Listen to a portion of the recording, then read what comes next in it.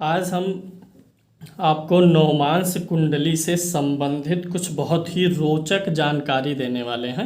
लग्न कुंडली और नवमांस कुंडली की मैचिंग करेंगे आप और अपनी कुंडली से संबंधित बहुत ही रोचक पॉइंट्स आप जान सकेंगे। पहली चीज़ तो ये कि बहुत दिनों से आप लोगों की शिकायत थी वॉइस क्वालिटी को लेकर के, आवाज़ को लेकर के।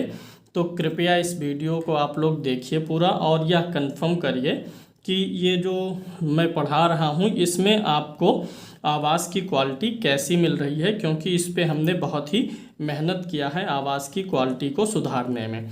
चलिए शुरू करते हैं। लग्न कुंडली और नवमांस कुंडली की मैचिंग करते हुए कुछ नवमांस कुंडली से जुड़े हुए रोचक और महत्वपूर्ण सूत्र सीखते हैं।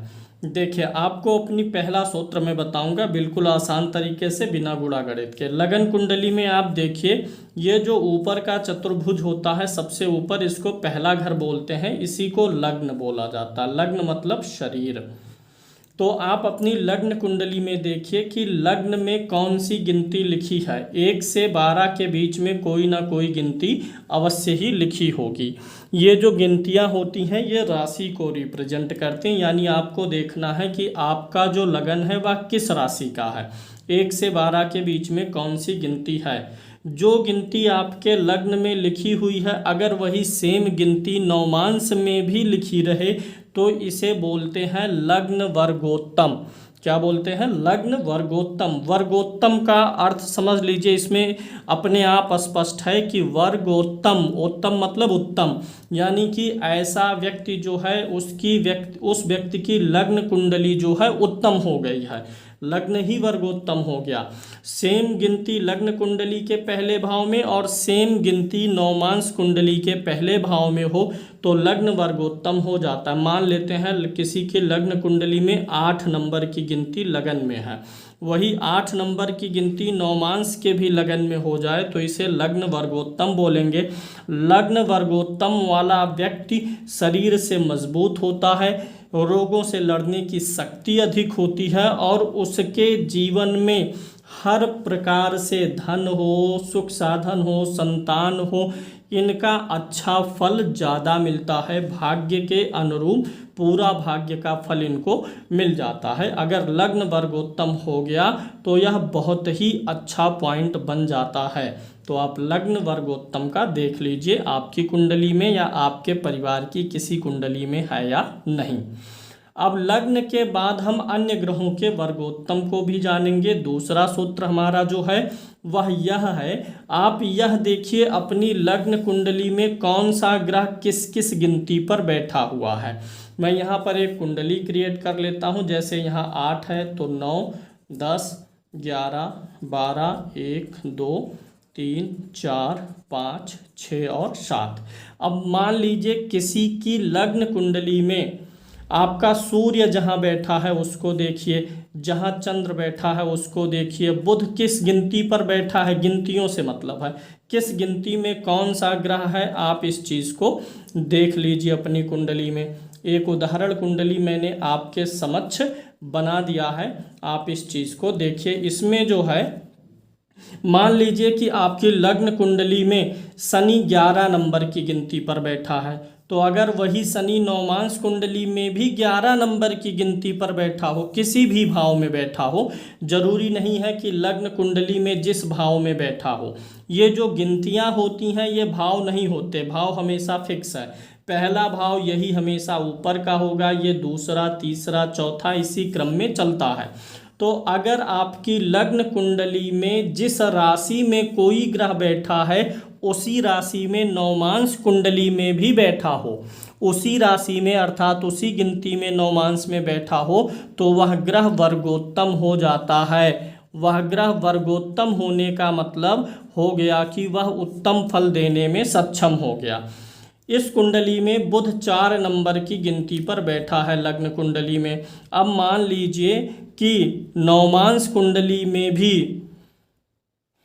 बुध 4 नंबर की गिनती पर ही बैठा हो, कहीं भी 4 नंबर, मान लिया 4 यहाँ है, बुध यहाँ है, जिस गिनती में ग्रह लगन में है उसी गिनती में नवमांश में हो तो वर्गोत्तम, उस ग्रह का रिजल्ट आपके जीवन में अच्छा आएगा। अगर वह आपकी लग्न कुंडली में केंद्र या त्रिकोण का स्वामी है तो और भी बेहतर है। मान लीजिए किसी का धन भाव जो है, द्वितीय भाव को धन भाव बोलते हैं, धन भाव में कोई ग्रह बैठा हुआ है, यहाँ पे मंगल बैठा हुआ है, जिस गिनती में धन भाव में ग्रह बैठा है उसी गिनती में नवमांश कुंडली में भी बैठ जाएगा तो धन के लिए योग अच्छा हो गया। दसम भाव में बैठा हुआ ग्रह या दसम भाव का जो स्वामी होगा वह वर्गोत्तम हो जाए तो कैरियर के लिए अच्छा हो जाएगा। तो इस प्रकार से कोई भी ग्रह लगन और नवमांश में सेम राशि में स्थित होकर के वर्गोत्तमी हो जाता है, अच्छा रिजल्ट देने में सक्षम हो जाता है। अब बहुत ही महत्वपूर्ण सूत्र हम आपको बता रहे हैं।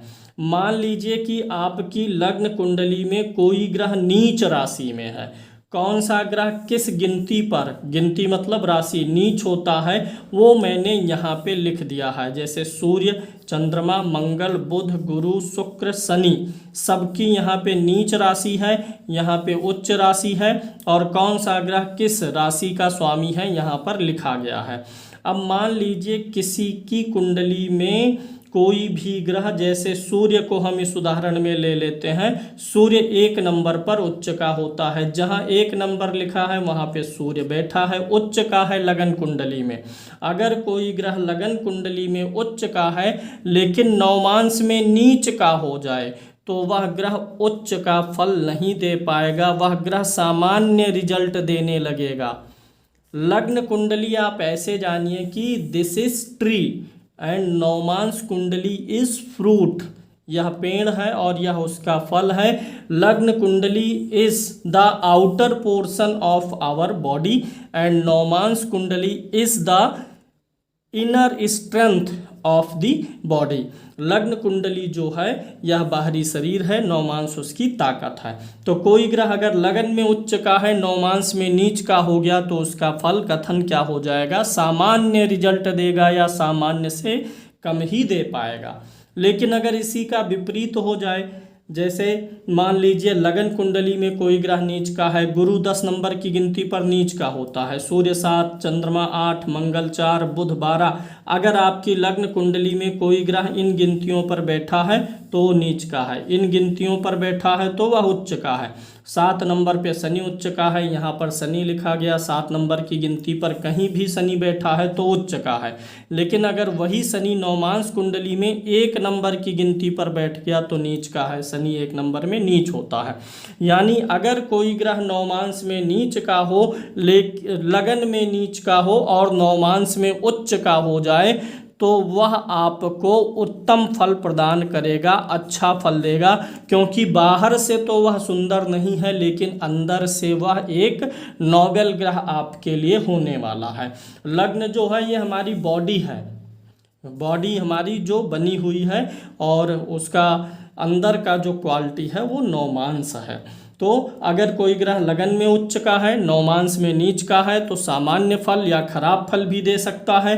लेकिन अगर लगन में नीच का हो, नवमांश में उच्च का हो जाए तो उत्तम फल देने में सक्षम हो जाता है। अब आगे चलते हैं। अगर कोई ग्रह लगन में चाहे जिस राशि में बैठा हो, चाहे जिस गिनती में हो, लेकिन नवमांश में वह स्वराशि का हो जाए यानी स्वागृही हो जाए, अपने घर में हो जाए, तो वह ग्रह भी उत्तम फल देता है अपने कारक और जिस भाव का स्वामी है उससे संबंधित उत्तम फल देने लगेगा।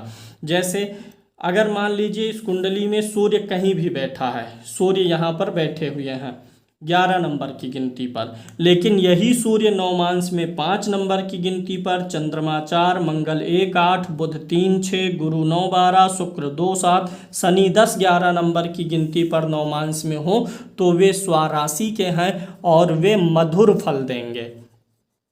स्वराशि के ग्रह, ऐसे ग्रह जो अपनी ही राशि में बैठते हैं, वो मधुर फल प्रदान करते हैं, तो मधुर फल आपको मिलेगा।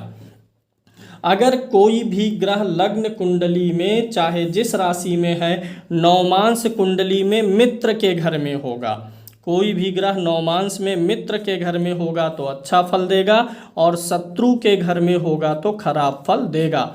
जैसे सूर्य के शत्रु कौन कौन है? सूर्य के शत्रु शुक्र हैं, शनि हैं और बुध सम है। तो अगर सूर्य 2 नंबर, 7 नंबर, 10, 11 नंबर की गिनती पर नवमांश में है तो शत्रु के घर में है। इसी प्रकार से चंद्रमा का शत्रु बुध हो जाएगा, शुक्र और शनि हो जाएंगे। हालांकि शनि सम व्यवहार करता है फिर भी अच्छा रिजल्ट नहीं होगा। मंगल का शत्रु, प्रबल शत्रु बुध हो जाएगा, शुक्र हो जाएगा, शनि हो जाएगा। यानी आप ऐसे जानिए कि बुध, शुक्र और शनि मित्र हैं, सूर्य, चंद्रमा, मंगल और गुरु मित्र हैं। अगर ये एक दूसरे के घर में, सूर्य, चंद्रमा, मंगल, गुरु एक दूसरे के घर में होंगे तो मित्र के घर में, बुध, शुक्र, शनि एक दूसरे के घर में होंगे तो मित्र के घर में, अन्यथा शत्रु घर में। यानी नवमांश कुंडली में कोई ग्रह अगर मित्र के घर में बैठा हुआ है तो उसकी स्थिति आनंद की होती है। अब वह ग्रह अगर आनंद की स्थिति में है तो आपको भी आनंददायक फल देगा, और अगर कोई ग्रह शत्रु राशि में बैठा है तो उसकी स्थिति भयभीत की होती है। अगर आप अपने शत्रु के घर गए हैं, बैठे हुए हैं, तो आपका मन कैसा रहेगा? भयभीत रहेगा ना। तो शत्रु के घर में बैठा हुआ ग्रह भयभीत फल देता है, यानी वह उसकी दशा अंतर्दशा में कार्य हो, धन हो, कोई भी काम करेंगे तो उसमें अप एंड डाउन्स का भय आपको बना रहने वाला है।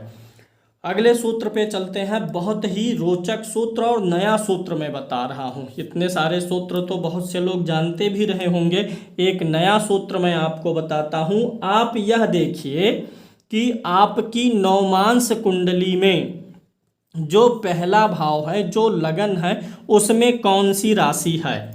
जो गिनती लिखी होगी वैसी ही राशि, गिनती को ही राशि बोलते हैं। मान लीजिए ये उदाहरण कुंडली हमने ले लिया वृश्चिक लगन की, लग्न कुंडली में। अब नवमांश कुंडली में मैं मान लेता हूँ कि नवमांश कुंडली धनु लगन की है, 9 नंबर की गिनती है। नवमांश कुंडली में लगन में जो राशि है उस राशि को देखिए लग्न कुंडली में किस भाव में है। अगर आप इस उदाहरण कुंडली को देखेंगे तो आप वृश्चिक लगन की, तो 9 नंबर की गिनती कहाँ है? धन भाव में है। तो आप ऐसा प्रेडिक्ट कर सकते हैं, जो भी लग्न के जिस भाव की राशि नवमांश के लगन में पड़ेगी, व्यक्ति का स्वभाव और झुकाव उसी तरफ रहेगा। 9 नंबर कहाँ पड़ा हुआ है? धन भाव में। यानी धन, लग्न कुंडली के धन भाव की राशि नवमांश के लगन में है, इस व्यक्ति का रुझान धन की तरफ अधिक रहेगा। द्वितीय भाव से परिवार और कुटुंब का विचार होता है, परिवार कुटुंब की तरफ रहेगा, धन कमाएगा और परिवार कुटुंब पर खर्चा भी करेगा। मान लीजिए जो तीसरे, अगर लग्न की राशि नवमांश की राशि दोनों एक होगी तो मैंने पहले बता दिया लग्न वर्गोत्तम। अगर लग्न कुंडली के द्वितीय भाव की राशि नवमांश कुंडली के लगन में पड़े तो धन और परिवार के प्रति अधिक झुकाव। अगर तीसरे भाव की राशि लग्न कुंडली के नवमांश कुंडली के प्रथम भाव में पड़े, लग्न कुंडली के तृतीय भाव की राशि नवमांश कुंडली के प्रथम भाव में पड़े तो व्यक्ति पराक्रमी और साहसी होगा, पराक्रम और साहस दिखाने में ज़्यादा रुचि लेगा, भाई बहनों के प्रति झुकाव अधिक रहेगा, छोटी यात्राएं उस व्यक्ति की अधिक होंगी, क्योंकि ये सब तीसरे भाव से देखा जाता है। अगर चौथे भाव की राशि नवमांश कुंडली के लगन में पड़ जाए तो चौथे भाव से क्या देखते हैं? भूमि, भवन, वाहन। ऐसे व्यक्ति का झुकाव, रुझान भूमि, भवन, वाहन के प्रति अधिक रहेगा।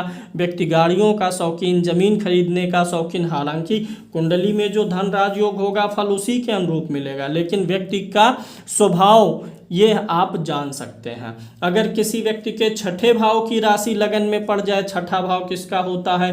लड़ाई झगड़े का होता है, वाद विवाद का होता है, तो ऐसा व्यक्ति वाद विवाद करने में निपुण रहेगा। आप देखे होंगे समाज में कुछ ऐसे भी लोग होते हैं जो हमेशा कोई ना कोई बिंदु ढूंढते रहते हैं बहस और लड़ाई के लिए, तो ऐसा योग हो जाएगा।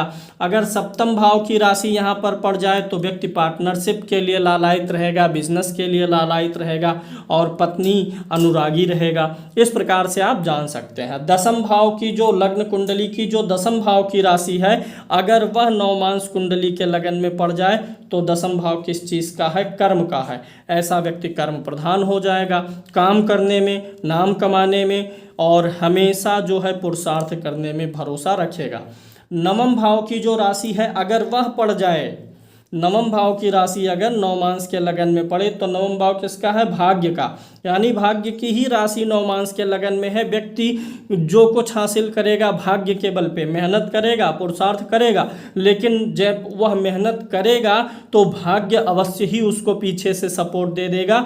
अगर वह 3 यूनिट का बल लगाएगा और तो भाग्य उसको 4 यूनिट का रिजल्ट दे देगी। अष्टम भाव की राशि अगर लगन में होगी, यानी 6, 8 और 12, लग्न कुंडली के 6ठे, 8वें और 12वें भाव की राशि नवमांस कुंडली के लगन में पड़ना अच्छा नहीं है। स्वभाव को बिगाड़ता है, खर्चे बढ़ा देता है, थोड़ा सामाजिक नहीं होने देता, ये सब चीज़ आप जान सकते हैं। लाभ भाव का स्वामी अगर पड़ जाएगा तो व्यक्ति की अभिरुचि जो है इच्छाओं की पूर्ति में हो जाएगी, व्यक्ति मनोकामना पूर्ति में लगा रहेगा। पंचम भाव का हो जाएगा तो व्यक्ति ज्ञान और विद्या प्राप्त करने में मन लगाएगा, संतान के प्रति केयरिंग हो जाएगा।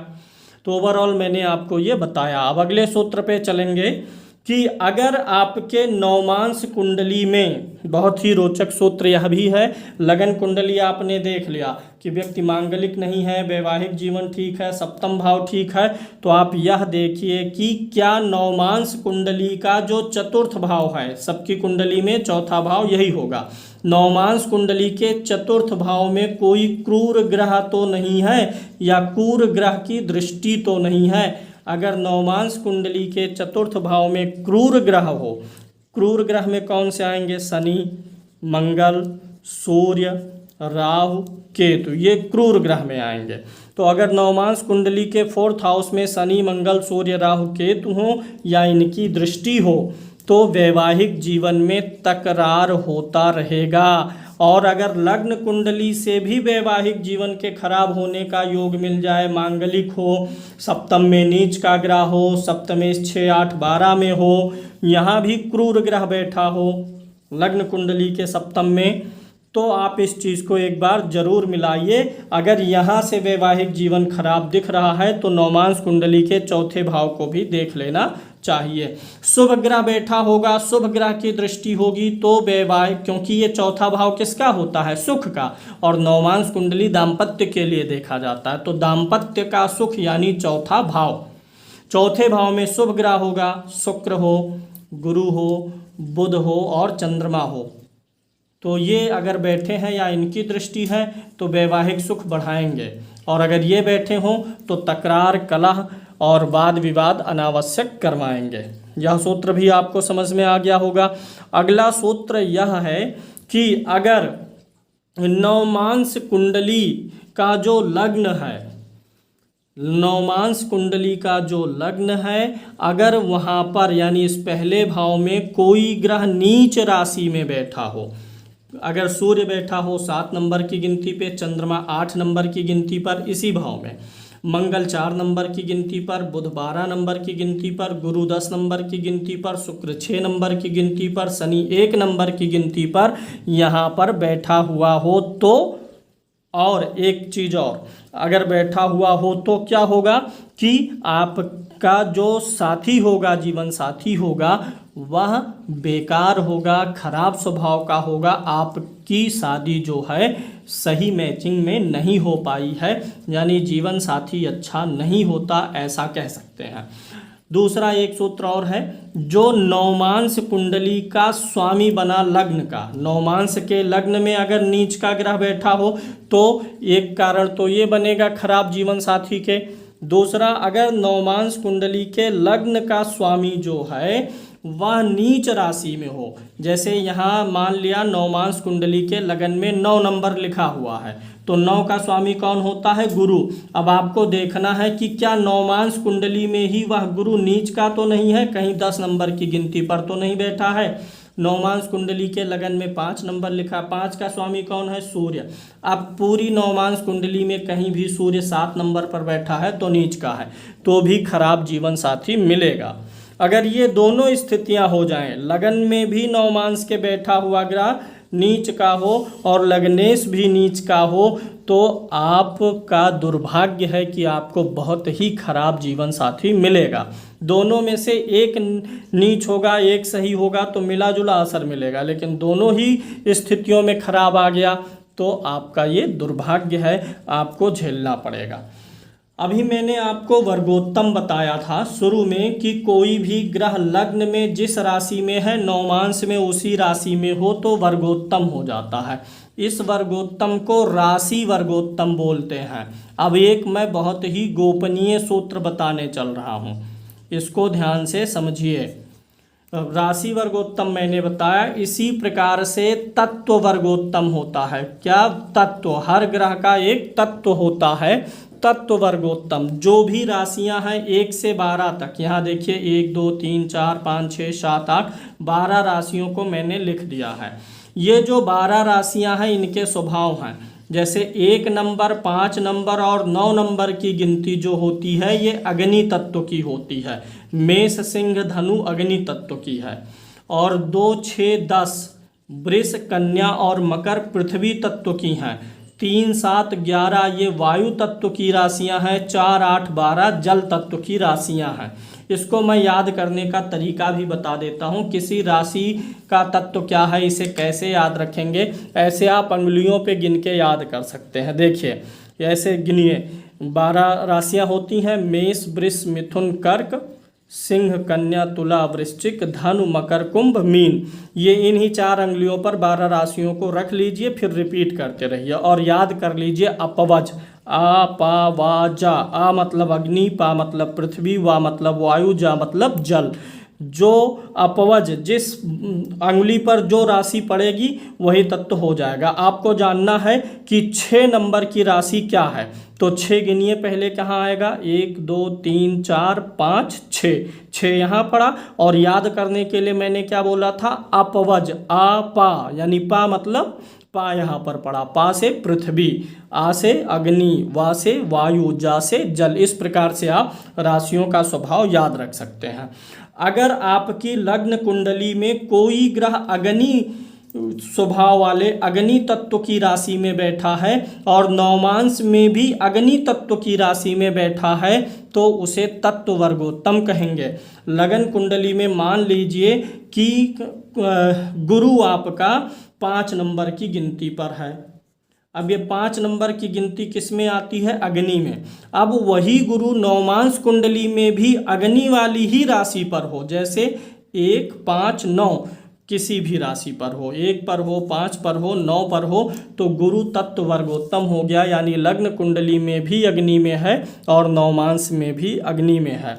इसी प्रकार से अगर कोई ग्रह लग्न कुंडली में पृथ्वी वाली राशि में हो, इन 3 गिनतियों में से किसी पर हो, और नवमांश में भी इन्हीं 3 गिनतियों में से किसी पर हो तो वर्गोत्तम। अगर कोई ग्रह लग्न कुंडली में इन 3 में से किसी गिनती पर हो और नवमांश में भी इन्हीं 3 में से किसी गिनती पर हो तो तत्व वर्गोत्तम। कोई ग्रह लग्न कुंडली में इन 3 राशियों में हो, 4 8 12 में लग्न कुंडली में हो और नवमांश कुंडली में भी इन्हीं में से किसी एक पर हो, 4 8 12 में, तो तत्व वर्गोत्तम। ऐसा नहीं है कि लग्न में 4 नंबर पर है कोई ग्रह तो नवमांश में भी 4 नंबर पर हो, इसको तो राशि वर्गोत्तम बोलेंगे। मान लीजिए लगन में 4 नंबर पर मंगल है और नवमांश में 8 नंबर पर आ गया तो ये तत्व वर्गोत्तम हो गया, क्योंकि 4 मतलब जल और 8 मतलब भी जल होता है। उम्मीद है यह कार्यक्रम आपको पसंद आया होगा और